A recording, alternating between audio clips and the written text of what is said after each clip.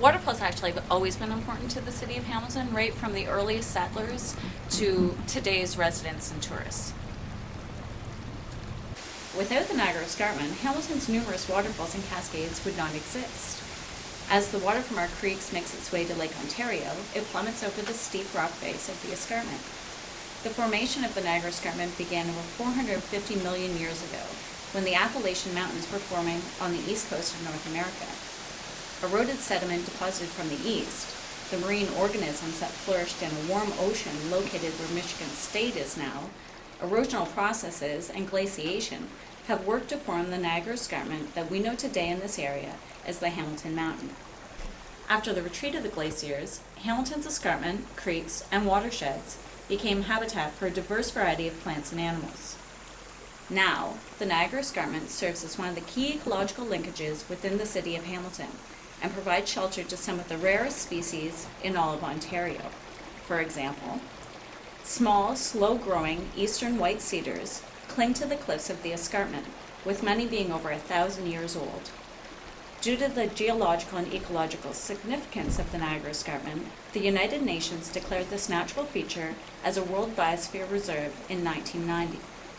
Early settlers to this region realized the significance of the escarpment's high, well-drained land, good spring water, streams, and waterfalls as a resource in which to develop a livelihood through power generation.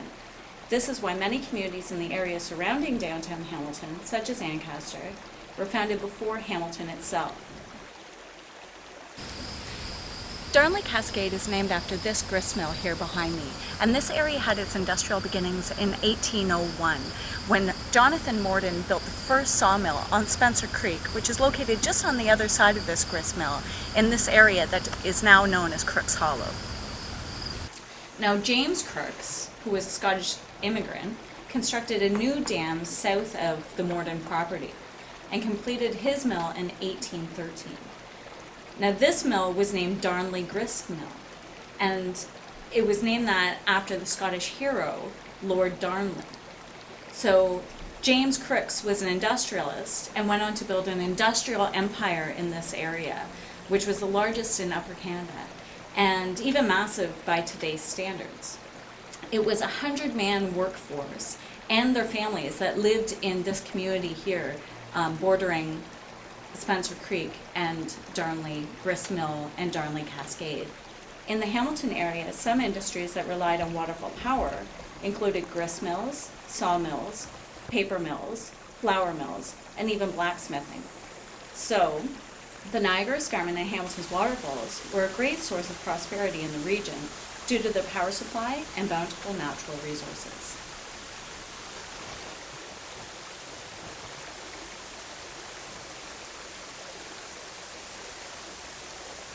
A project advisory team was formed by the Conservation Authority and included members of the City of Hamilton, Tourism Hamilton, the Hamilton Naturalist Club, the Bruce Trail Association, and the Iroquois Bruce Trail Club, as well as other local waterfall enthusiasts and photographers.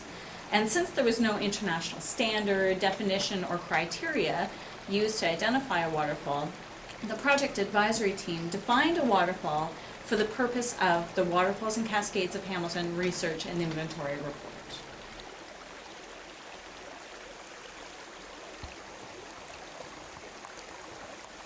The actual definition or set of criteria that we gave to waterfalls when we were seeking them in the city of Hamilton was that it must have a minimum vertical descent of 3 meters or 10 feet. So we wanted to be able to look up to the waterfall. We didn't want it shorter than the average person.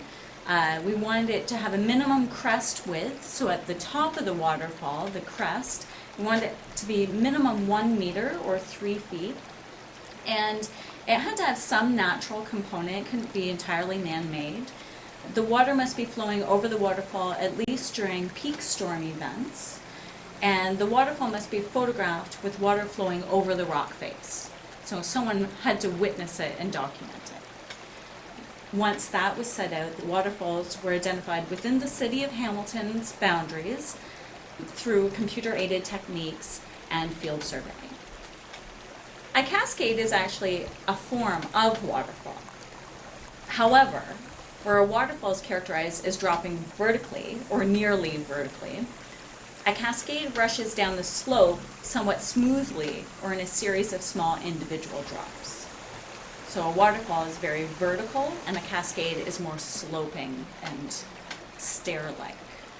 In addition to defining our waterfalls and cascades as waterfalls or cascades, we also characterize them by their dimensions. So if they were a ribbon waterfall or cascade, if they were a curtain waterfall or cascade, or if they were a classical waterfall or cascade. So the difference between these three classifications is a ribbon waterfall is a waterfall whose height is greater than its crest width, or its width at the top of the waterfall.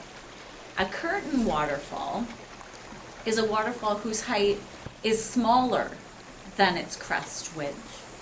And a classical waterfall is a waterfall whose height is roughly equal to its crest width.